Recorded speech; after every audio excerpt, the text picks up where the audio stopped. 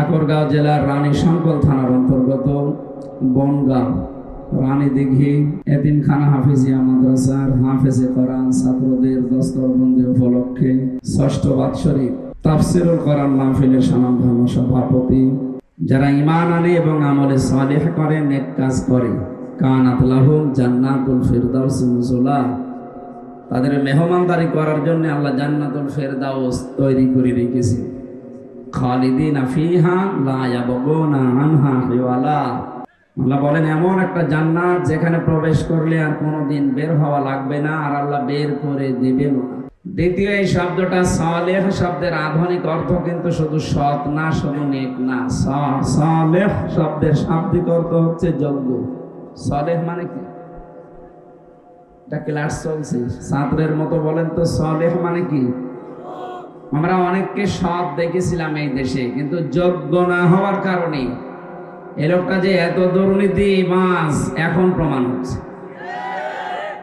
কয়েকদিন আগে মৌলভীবাজারের শ্রীমঙ্গলে বাড়ি, সাবেক অবৈধ কৃষি মন্ত্রী উপাধ্যক্ষ আব্দুল শহীদ, এ লোকটার আশপাশে আপনি জিজ্ঞাসা করবেন, আমি বহুবার গিয়েছি সিলেট মৌলভীবাজার বড় লেখা এলাকায়, একে মানুষ সৎ বলে জানে, কারণ জানে যে এর একটা শিক্ষাবিদ, শিক্ষা দিয়ে বেড়ায়, একটা কলেজের উপাধ্যক্ষ।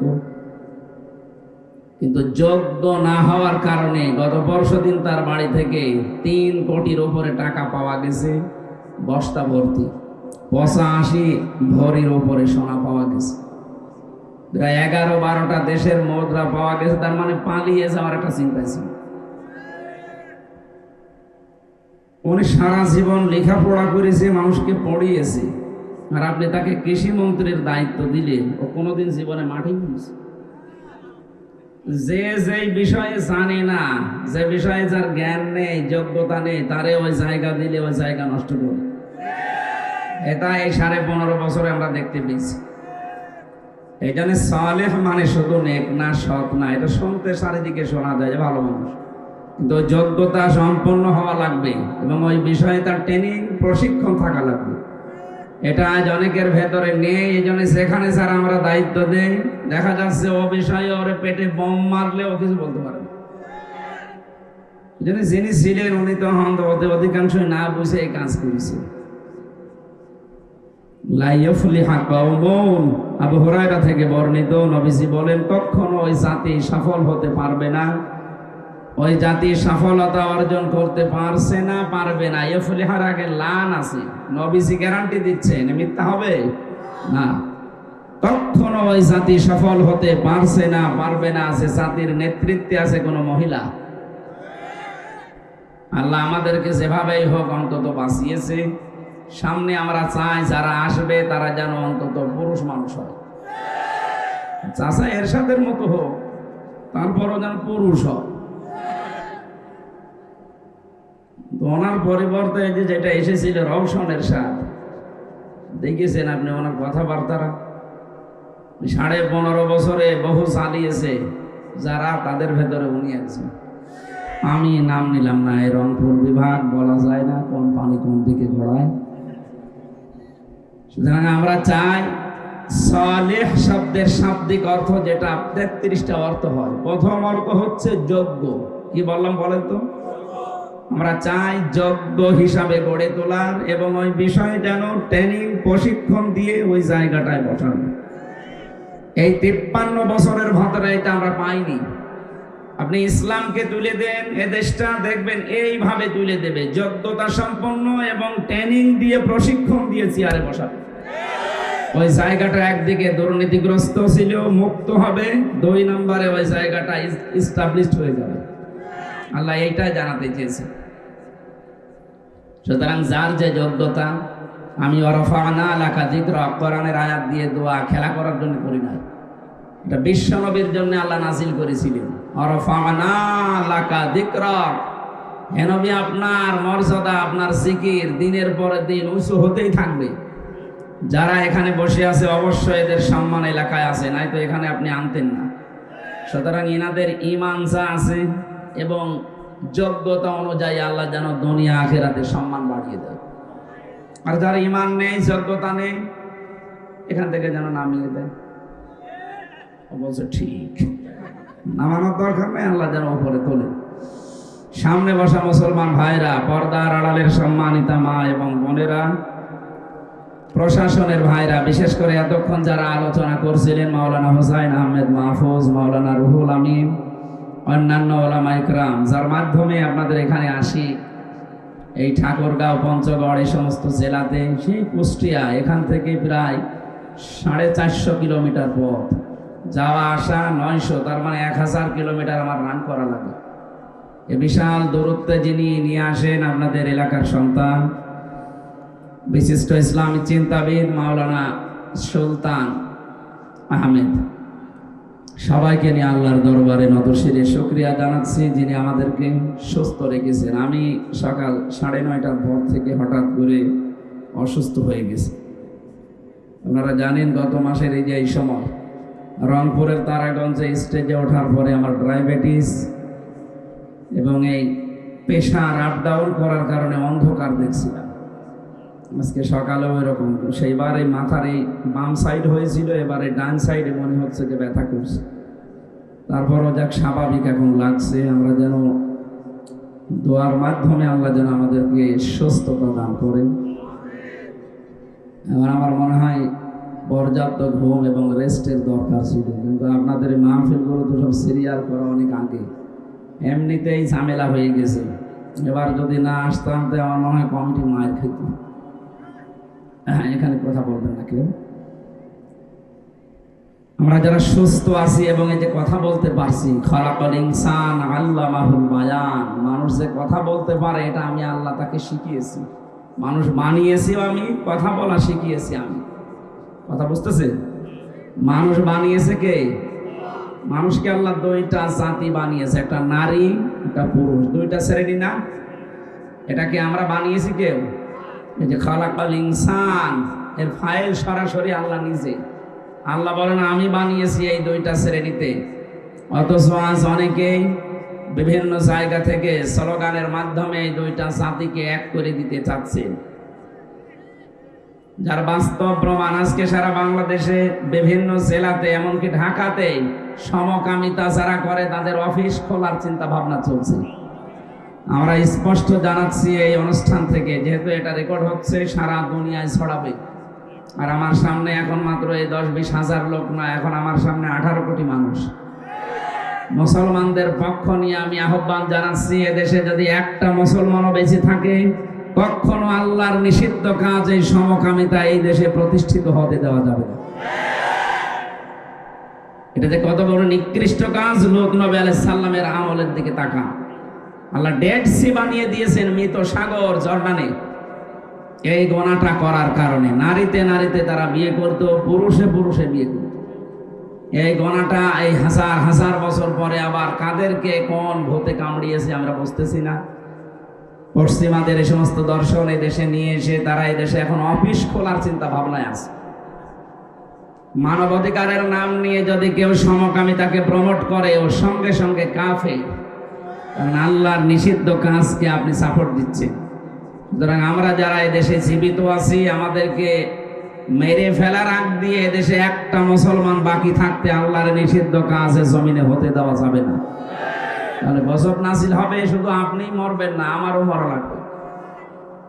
এই প্রোটেস্ট করা লাগছে, আমাদের এই প্রতিবাদ করা লাগছে আমার নিজের কারণে। 2 তলা নৌকা চলছে, নিচ তলাতে পানি আছে, উপর তলায় পানি নেই।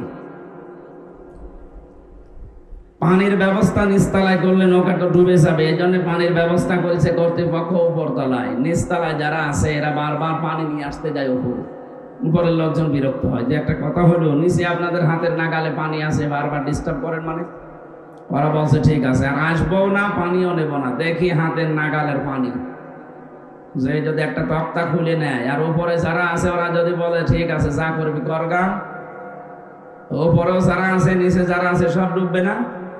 এই বলেন না কেন? আমরা যারা এদেশে আছি যেভাবে আছি, আপনি আল্লাহর নিষিদ্ধ কাজকে যদি এদেশে কায়েম করে দেন, পানি উঠতে থাকবে, শুধু আপনি একাই মরবেন না, আমাদেরকে নিয়ে আপনি ডুববেন। এই জন্য নিজেকে বাঁচার জন্য হলেও আল্লাহর যত নিষিদ্ধ কাজ আছে আমরা যেভাবেই হোক প্রতিবাদ করবই। দুইটা শ্রেণী আল্লাহ নিজে বানালেন, নারী আর পুরুষ, আপনি এক করে দিতে চাচ্ছেন মানে? পরের শব্দ ছিল আল্লাহ মাহুল বায়ান, আমি কথা বলা শিখিয়েছি। এ পৃথিবীতে এই যে বাক শক্তি, এটা আল্লাহর দেওয়া, দুনিয়ায় কেউ দেয়নি। মায়ের পেটের ভেতরে আল্লাহ 5টা জিনিস তার রব নামের কারণে আলাদা করে দিয়েছিলেন: শ্রবণ শক্তি, দর্শন শক্তি, বাক শক্তি, আকেল শক্তি আর ঘ্রাণ শক্তি। বাবার এই নাপাক পানিটা দিয়ে আল্লাহ 4টা জিনিস বানায়: চুল, রগ, হাড় আর পর্দা। মায়ের জেহেমের ভেতরে যে থলি আছে নাপাক পানির, ওইটা দিয়ে আল্লাহ আরো 4টা জিনিস বানায়: রক্ত, গোশত, চর্বি আর চামড়া। 4 4 8টা জিনিস এক হয়, আর আল্লাহ দেয় 5টা। 8 5 13টা জিনিস 6 মাস একাধারে বিভিন্ন জিনিসে রূপান্তরিত হয়। এই জন্য 6 মাসের আগে কোন সন্তান যদি জন্ম নেয় দুনিয়ায়, সেটা অবৈধ সন্তান। আমি এখানে একটা কথা বের করতে পেরেছি সূরা আহকাফের 15 নম্বর আয়াত দিয়ে। আল্লাহ পাক বলেন, হামালাতুহু উম্মুহু কুরহা ওয়া ওয়াদাআতুহু কুরহা ওয়া হামলুহু ওয়া ফিসালুহু 30 শাহরা। এদিকে তাকান, এটা ক্লাস চলছে, ক্লাসের মতো কিছু নিয়ে যাবে। আল্লাহ বলেন, তোমার মা তোমাকে কষ্টের পরে কষ্ট সহ্য করে পেটে বহন করেছে, এরপরে ডেলিভারির কষ্ট সহ্য করার পরে তোমাকে কমপক্ষে 2 বছর দুধ পান করিয়েছে। আমরা জানি পৃথিবীতে মানুষদের ছেলে সন্তানদেরকে 2 বছর দুধ খাওয়ানো লাগে। এটা তো আমরা বানিয়েছি না? এই নিয়মটা কার? 2 বছর যে দুধ খাওয়ানো লাগে মেয়েদেরকে, ছেলেদেরকে, আমার আল্লাহ সূরা বাকারায় নির্দেশ দিয়েছেন, ওয়াল ওয়ালিদাতু ইউরদিউনা আওলাদাহুন্না হাওলাইনি কামিলাইনি লিমান আরাদা আইয়ুতিম্মার রাদা। হে পৃথিবীর মানুষেরা, আমি আল্লাহ নির্দেশ দিলাম। এই নির্দেশটা আল্লাহ দিচ্ছেন বাবাকে। যারা আলেম আছেন তাদেরকে, আমি জ্ঞানী মানুষদেরকে বলছি, আল্লাহ কিন্তু মেয়েদেরকে বলেননি যে তুই দুধ খাওয়া না। লিমান আরাদা আইয়ুতিম্মার রাদা, এটা মুসাক্কার শব্দ, পুরুষবাচক শব্দ। আল্লাহ বলেন, পুরুষদেরকে আমি দায়িত্ব দিয়েছি তারা যেন দুধ পান করায় কমপক্ষে 2 বছর। আমার প্রশ্ন, এই আয়াতটা ভুল না ঠিক? কিভাবে ঠিক? আল্লাহ পুরুষদেরকে বলছে, তোমাদের দায়িত্ব দিলাম 2 বছর দুধ খাওয়াবা। আমাদের মেশিন পত্র আছে? নেই। এ দুনিয়ায় কোন পুরুষ মানুষ আজ পর্যন্ত সন্তানকে দুধ খাওয়িয়েছে আপনি দেখেছেন, শুনেছেন? নিজেই বলছেন না, তাহলে আয়াত কি হবে? এখানে মুআন্নাস শব্দ নেই, মহিলাবাচক শব্দ আল্লাহ দেয়নি, পুরুষ শব্দ দিয়েছে। তার মানে দুধ খাওয়ানোর যে কষ্টটা এ স্বীকার করবে মায়েরা, আর এর পেছনে যত খরচ হবে এটা করবে বাবারা। কোন মা যদি বলে তো সন্তান আমি দুধ খাওয়াবো না, বাবা যদি টাকা পয়সা খরচ করে হয় তাও খাওয়া লাগবে। এটা মাইকে না বলাই ভালো ছিল, কারণ ও সাতা তো সব শুনিয়ে শেষে দেখা যাচ্ছে আমরা বিপদে পড়বো। ওরা যদি এখন দুধ খাওয়ানো বন্ধ করে দেয়, যে এই দায়িত্বটা আমার না, দুধ না খাওয়ালেও আমার কোনো গুনাহ নেই। বাবা যারা আছে যদি বলে 2 লাখ করে টাকা দেওয়া লাগবে এক একটা ছেলে এক একটা মেয়ের জন্য, আপনার তাই দেওয়া লাগবে। এটা আবার রেকর্ড হচ্ছে। আমার এই যে 1 মাস 2 দিন আগে একটা বাচ্চা হয়েছে, ম্যাডাম যদি শোনে বলবে যে 2 লাখ টাকা দেন। তারপর আমি আয়াত মনে হয় এখন আর বলবো না, আমার মেয়েটা আগে দুধ ছাড়ুক। তাহলে 2 বছর দুধ খাওয়ানো লাগবে, এই দায়িত্ব কে দিয়েছেন? 2 বছরে কয় মাস হয়? 24 মাস। বলেন বলেন, আয়াত ছিল কি? ওয়াহানানা আলা ওয়াহানি ওয়া ফিসালুহু ফি আমাইনি আনিশকুরলি ওয়া লিওয়ালিদাইকা। 2 বছর তাকে দুধ খাওয়াবা। সূরা আহকাফের 15 নম্বর আয়াতে, কষ্টের পরে কষ্ট সহ্য করে পেটে বহন করবা। পেটে বহন করা লাগে, এখানে সালাসুনা শাহরা আছে, 30 মাস। মানুষকে সন্তান পেটে বহন করে 30 মাস। এখানে মাঝখানে যে ওয়া শব্দটা আছে, এর আগের সাথে পরের সাথে একটা সম্পর্ক আছে। ওয়া ব্যবহার করা হয় 19টা অর্থে।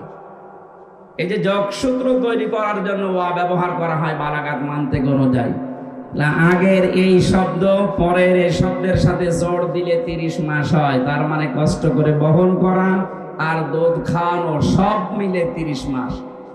আগের আয়াতে জেনেছি আমরা দুধ খাওয়ানো লাগে কত মাস? 24। বলেন বলেন, 30 থেকে 24 বাদ গেলে কত থাকে বলেন না কেন? এই যে ওই যে আমি 8 জিনিস নিয়ে আসলাম মা আর বাবা থেকে, আর আল্লাহ নিজে দিয়েছেন 5টা। ওয়াজআলা লাকুমুস সামআ ওয়াল আবসারা ওয়াল আফইদা ইলা আখিরি আয়াত। এটা সূরা নাহলের ভেতরে আছে, 14 নম্বর পারা, 14 নম্বর পৃষ্ঠা, 13 নম্বর লাইনের 85 নম্বর আয়াতে আছে। আল্লাহ তাআলা বলেন, আমি শ্রবণ শক্তি, দর্শন শক্তি, বাক শক্তি, আকেল শক্তি, ঘ্রাণ শক্তি, 8 5 13টা জিনিস এক করে কমপক্ষে 6 মাস মায়ের পেটে 40 দিন 40 দিন 40 দিনে পাল্টাতে থাকি। এরপরে আমি চর্বি গোশত এগুলো দিয়ে দিয়ে পুরো একটা বডি স্ট্রাকচার তৈরি করি। আল্লাহু আখরাজাকুম মিন বুতুনি উম্মাহাতিকুম, আস্তে করে মায়ের পেট থেকে বের করে নিয়ে আসি। কোন অবস্থায়? লা ইয়ালামুনা শাইআ, যখন সে কিছুই জানতো না। তার মানে আমাদের এই যে বাক শক্তি জন্মের পরেও আমাদের ছিল না, এটা দিয়েছে সরাসরি আল্লাহ নিজে। কোন ডাক্তার দিয়েছে? এদেশের যিনি সাবেক প্রধানমন্ত্রী অবৈধ, উনি দিয়েছে না, সরাসরি আল্লাহর দেওয়া এই বাক শক্তি। এখান থেকে কয়েকটা মাসলা পেয়েছে। 1 নম্বরে 6 মাসের আগে যদি কোনো সন্তান দুনিয়ায় আসে, ওর বাবা যেন বিশ্বাস করে যে এটা আমার সন্তান না, এটা আগে কারো হবে। বিয়ের আগে যদি কোনো সন্তান জন্ম নেয়, ওটা বৈধ না অবৈধ? আমরা এদেশে তারে জারজ বলে ডাকি, কথা বলে না কেন? জারজ সন্তানদের যতগুলো গুণাগুণ পাওয়া যায়, তার অন্যতম গুণ হচ্ছে তারা রাসূলুল্লাহকে গালি দেবে দুনিয়ায়। 1500 বছর আগে ওরা দিয়েছিল। ওয়ালিদ বিন মুগীরা নামে একটা লোকের নাম আমরা শুনি, সে লোকটা রাসূলকে গালি দিত, নবীজির দাওয়াতি কাজে ডিস্টার্ব করত। নবীজি একবার বলেছিল না তো জন্ম ঠিক নেই, ঠিক প্রমাণ পেয়েছে, মায়ের কাছে গিয়ে বলছে, হ্যাঁ তোর বাবা জন্ম দেয়নি, তোর জন্ম দিয়েছে বাড়িতে রাখা। তার মানে নবীজির পেছনে যারা অপমান করার জন্য দুনিয়াতে চেষ্টা করে, তারা অবৈধ সন্তান। আজ বাংলাদেশে দাদা বাবুদের কথায় নাচানাচি করে অনেক মানুষ এই বাংলার বিভিন্ন জেলাতে শুধু রাসূলুল্লাহকে নিয়ে উল্টা পাল্টা গালি দিছে। আজকে একজন দিয়েছে কুমিল্লাতে, কয়েকদিন আগে কুষ্টিয়া একজন দিয়েছিল, এর আগে একজন দিয়েছিল চট্টগ্রামে। এগুলো এরা দিচ্ছে না, এদেরকে দিয়ে দেওয়ানো হচ্ছে, কারণ জানে যে এদেশে 96% মুসলমান। এদের নামাজ যদি কমও থাকে, রোজা কমও থাকে, এরা হজ যদি করে নাও করে, রাসূলুল্লাহর প্রতি অন্ধ ভালোবাসা মহব্বত এদের আছে। এই জায়গাটা একটু উস্কানি দাও, দেখো এরা গন্ডগোল তৈরি করবে, বহির্বিশ্বে দেখানো যাবে যে এদেশ অস্থিতিশীল। এমনিতে তো উনি বাইরে বসে বসে স্থির নেই, ঠান্ডা গরম চা খায় আর উল্টা পাল্টা বুদ্ধি পাকায়। এই জন্য আমরা অন্তত যারা এই কাজগুলো করছেন, বুঝে করেন না বুঝে করেন, আপনি যার সন্তান। আরো বাকি 13টা পয়েন্ট ছিল, আমরা ওই নিচে নামলাম না। আমার তেলাওয়াত কিন্তু আয়াত একটা আছে তাফসীর আকারে কথা বলার জন্য, আপনারা লিখেও দিয়েছেন তাফসীর মাহফিল। শুধু ইঙ্গিত দিলাম এইটা, যে বাক শক্তি যেটা কথা বলতে পারি, এটা দুনিয়ার কেউ আমাদের দেয়নি। মায়ের পেটের ভেতরে আল্লাহ আমাদেরকে নিজে দিয়েছে। এই জন্য আল্লাহ মাহুল বায়ান, বায়ান করা, কথা বলা শিখিয়েছি, এটা আমি আল্লাহ নিজে। এই বাক শক্তি যারা এই 15.5 বছরে কণ্ঠরোধ করে রেখেছিলেন, তারা আল্লাহর ভাষায় জালিম। এই কথা বলে না কেন? অন্তত এখন যাদের এই কণ্ঠ ছেড়ে দেওয়া আছে, যাদের মাধ্যমে আমরা এই কণ্ঠ এখন ছেড়ে কথা বলতে পারি, শহীদ আবু সাঈদের রংপুর বিভাগের কৃতি সন্তান, বীর যোদ্ধা, বীর শহীদ আবু সাঈদকে আল্লাহ যেন জান্নাতের সুউচ্চ মাকাম দান করেন। তার সাথে যত ছাত্র ছাত্রী ভাইরা জীবন দিয়েছে, তাদেরকেও আল্লাহ শহীদ হিসাবে কবুল করে। তাদের মাধ্যমে স্বাধীন দেশে যারা কথা বলতে পারছি, জবান খুলে এবার বলেন আলহামদুলিল্লাহ। দরুদ আর সালাম পড়ছি মুহাম্মদ রাসূলুল্লাহ সাল্লাল্লাহু আলাইহি ওয়াসাল্লামের প্রতি। আমাদের আজকের আলোচনার বিষয় হচ্ছে মহব্বত, ভালোবাসা, মায়া, ইংরেজিতে লাভ বলে, LOVE। কি হয়? এই লাভটার একটু সমস্যা আছে। ইংরেজি যে লাভ, এই লাভ যারা আছে তাদের এখন কি লাভ না লস? ইংরেজি লাভে যারা আছেন তাদের পুরাটাই লস। এখানে ইংরেজি লাভে কেউ আছেন না? নাই মানে 180 মাইল বেগে চালাচ্ছে। এইটা আমি আসার সময় দেখলাম নাগরদোলা চলছে। তাফসির মাহফিলে, ওয়াজ মাহফিলেও নাগরদোলা নিয়ে এসে এখানে অবশ্যই ইংরেজি লাভ আছে। হ্যাঁ, কথা বলছেন। আমার শরীর খারাপ, এই জন্য আমি কিছু বলতে পারছি না। ঘাড় মাড় ঘোরানো যাচ্ছে না। এই গা ঘেমে গেলে তো সমস্যা। গা ঘেমে যাচ্ছে, এই যে এটা তুলে নেন তো, এটা সমস্যাই তো এটা। গা ঘেমে গেলে এখন আবার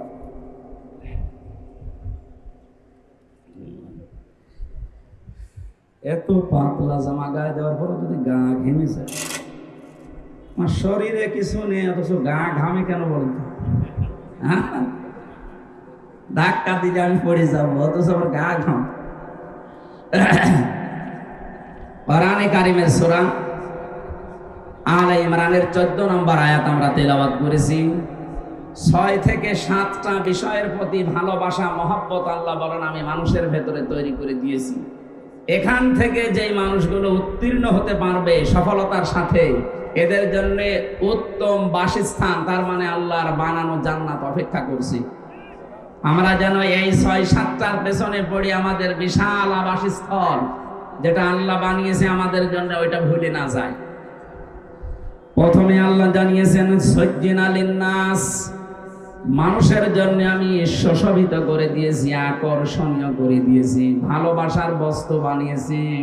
হুব্বুশ শাহাওয়াতি মিনান নিসা, 1 নম্বরে ভালোবাসার বস্তু এই দুনিয়াতে মানুষের জন্য স্ত্রী। কি? মেয়ে লোকের প্রতি, স্ত্রীর প্রতি আল্লাহ ভালোবাসা পয়দা করে দিয়েছে। বিশ্ব নবী আয়াতের তাফসিরে নিজেই জানিয়েছেন, পৃথিবীতে 3টা জিনিস আমার কাছে আসলেই ভালো লাগে, আমি খুব ভালোবাসি, পছন্দ হয় আমার কাছে। একটা, প্রথম নম্বরে নারী। কোন নারী আমার কাছে ভালো লাগে?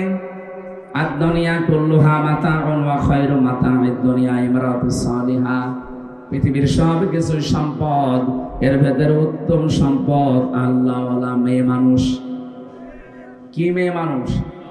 বলেন বলেন। আয়াতের তাফসিরে হাদিসটা আমি পেয়েছি, তাফসিরে কাবীরের ভেতরে আছে।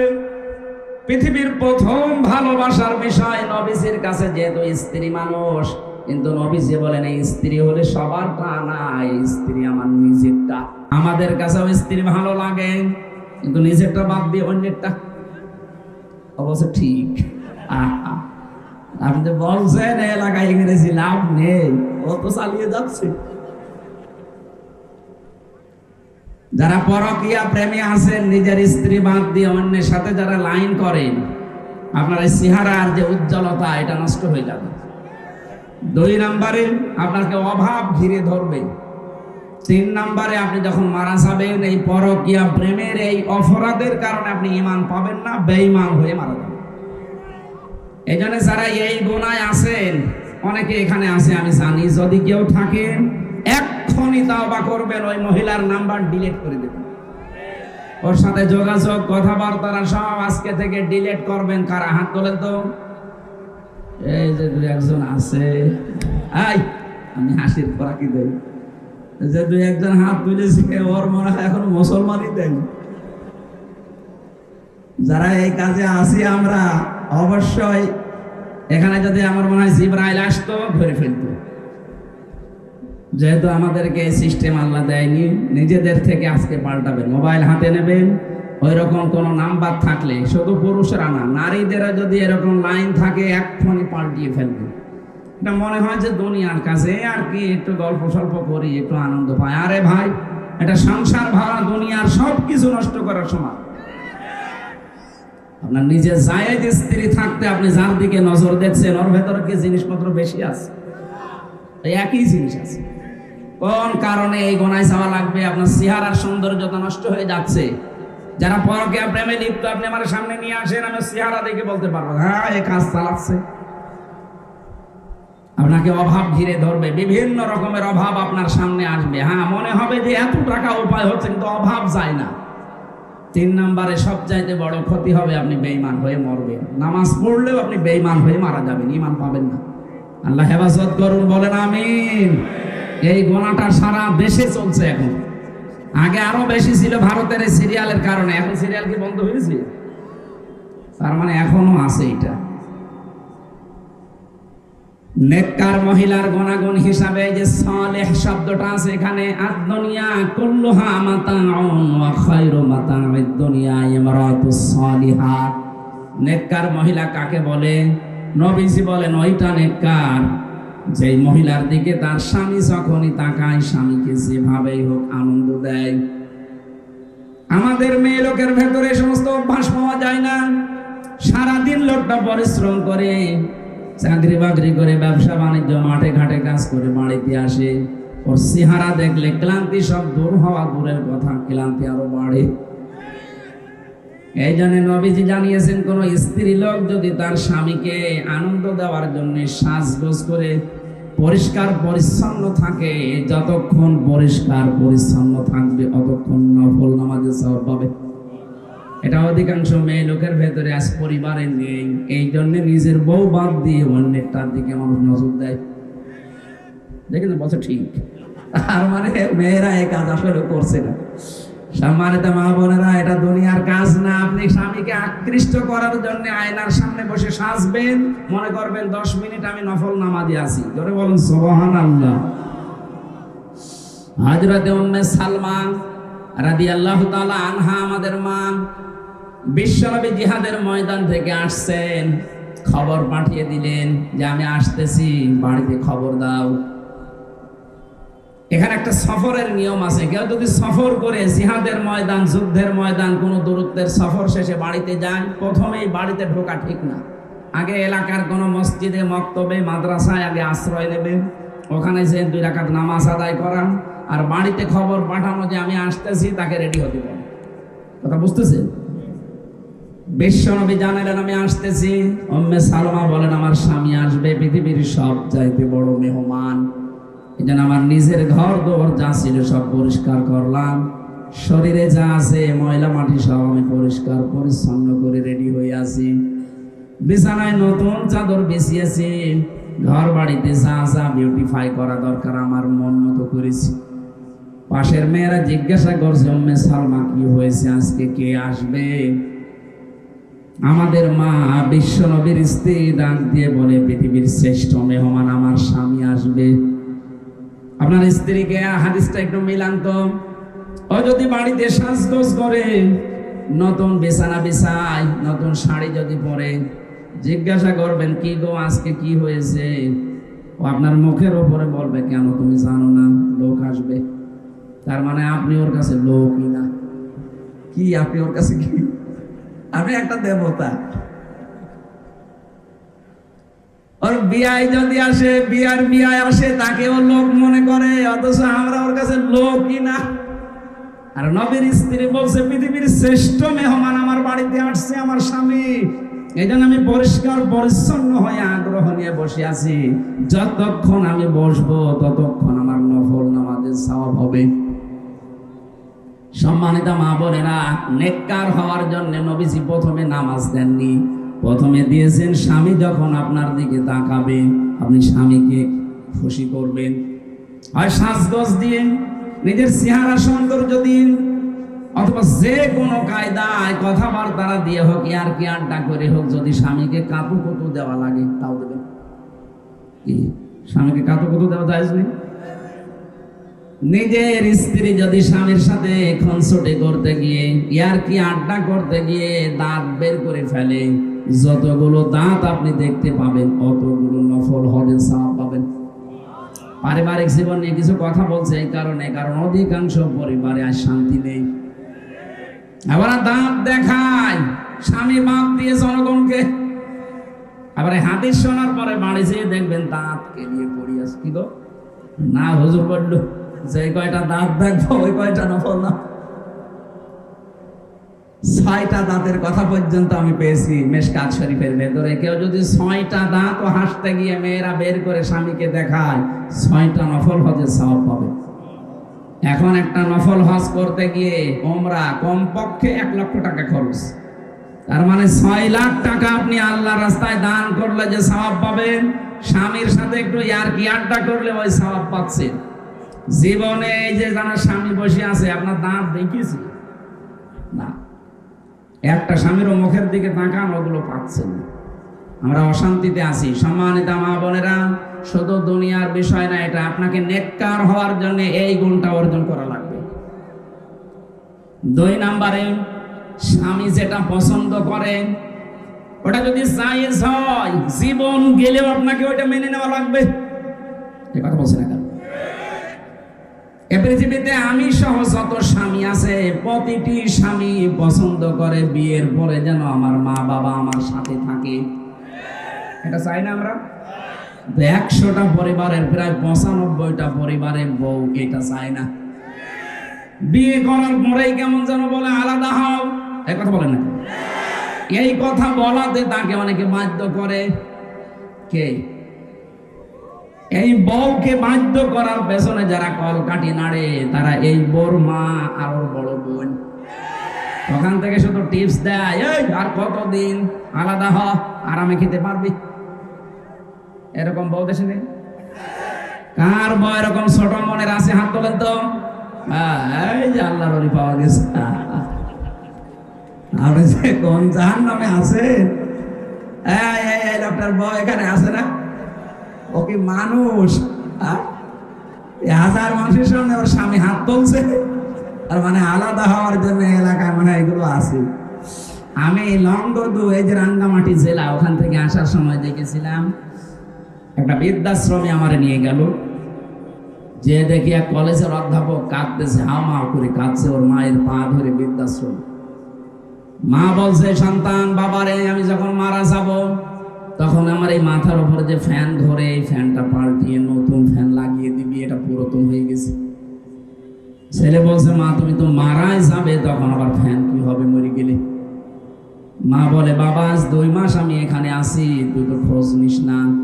কর্তৃপক্ষ টাকা পয়সা না দিলে ভালো করে খোঁজ খবর রাখে না, এই জন্য আমার মাথার উপরে যা আছে ঘোরে ঘোরে না। বারবার আমি এদেরকে বলেছি, কিন্তু আমার কথা শোনে না। আজকে আমি মারা যাওয়ার অবস্থায় জন্য তোর খবর দিয়েছে। তোকে আমি বারবার এই জন্য বলছি, আমি তো জানি তোর ফ্যান ছাড়া বাতাস ছাড়া ঘুম আসতে চাই না ছোটবেলা থেকে। যে অবস্থায় আমি আছি, আমার বিশ্বাস, আমার মন ডেকে বলছে যে তুইও আমার বয়সে আসলে তোর ছেলে মেয়ে আমার এখানে তোকে রেখে যাবে, তোর কষ্ট হবে। এই জন্য আমি তোকে আগে থেকে সতর্ক করলাম, ফ্যানটা পাল্টিয়ে দিস। হঠাৎ করে দেখলাম আমার হাতের উপরে মা মারা গেল, কান্না আরো বাড়িয়ে দিয়েছে। আমি তখন দেখতে দেখতে যাচ্ছিলাম। আমার বলছে, হুজুর এ দোষ শুধু আমার একা না, এ দোষ আমার বউর। 2 মাস আগে আমার সাথে বউ গন্ডগোল করে বলেছিল, এই বুড়ি যদি বাড়ি থাকে আমি তোমার ভাত খাবো না। শেষ পর্যন্ত আমার 2টা সন্তান, কি করবো, তাদের মুখের দিকে তাকাতে সংসার নষ্ট করতে পারি না, তালাকও দিতে পারলাম না। শেষ পর্যন্ত মাকে আমি রেখে গেলাম এই ময়দানে। আজ 2টা মাস হয়ে গেল, খোঁজ খবর আমি নিতে পারি নাই, বিভিন্ন কাজে বাইরে থাকি। আজ আমার মাটা মারা গেল, দুনিয়াতে আমার নাম ধরে ডাকার মতো আর কেউ নেই। ও ঠাকুরগাঁওবাসী, চট্টগ্রাম বিভাগের রাঙ্গামাটি জেলার লংগদু থানার ওই কলেজের অধ্যাপক শুধু না, আমার তো মনে হচ্ছে এখানে অনেকেই এইরকম বসে আছে। সম্মানিত মা বোনেরা, এটা গ্রাম অঞ্চলে, এই জন্য বারবার তাকিদ দিচ্ছে। আপনার নিজের মা বাবা যদি হতো, কখনো স্বামীকে বলতেন না যে এদেরকে বাইরে রেখে আসো, আপনি পারতেন না। ওটা নিজের মা বাবা না, আপনার স্বামীর মা বাবা। তাকে 25-30 বছর পর্যন্ত শ্রম দিয়ে মাথার ঘাম পায়ে ফেলে চামড়া কালো বানিয়ে তার এ পর্যন্ত বানিয়েছে। আর এখন তার মা বাবাকে আপনি ডিলিট করে দিলেন। অপেক্ষা করেন, আপনার সন্তান আসলে ঠিক আপনাকে এভাবে ডিলিট করে দেবে। এজন্য আমরা যেন এটা কাজ না করি। আমি তো নিজেই বলছি, আমি স্বামী, আমি সব প্রতিটি স্বামী চাই যে বিয়ের পরে যেন আমার মা বাবা খেয়ে থাক না খেয়ে থাক আমার সাথে থাকবে। আপনার কারণে আমার বাধ্য হওয়া লাগে, এই কথা বলছেন না কেন? আপনি যতই নামাজ পড়েন, রোজা রাখেন, কালো বোরকা পরে ঘোরেন, আপনি নেককার হতে পারেননি। কারণ নেককার হওয়ার 2 নাম্বার গুণ এইটা, স্বামী যেটা পছন্দ করে ওটা যদি বৈধ হয় আপনাকে মেনে নেওয়া লাগবে। এই কথা বলুন। এক একটা শব্দের ভেতরে এত কথা ইবনে কাসিরে আমি পড়েছি, সময় যেহেতু কমে জন্য আমি তাড়াতাড়ি করছি। আল্লাহ পাক বলেন এই মেয়েদের প্রতি আমি মহব্বত, ভালোবাসা, আকর্ষণ তৈরি করে দিয়েছি, এটা পরীক্ষার জন্য।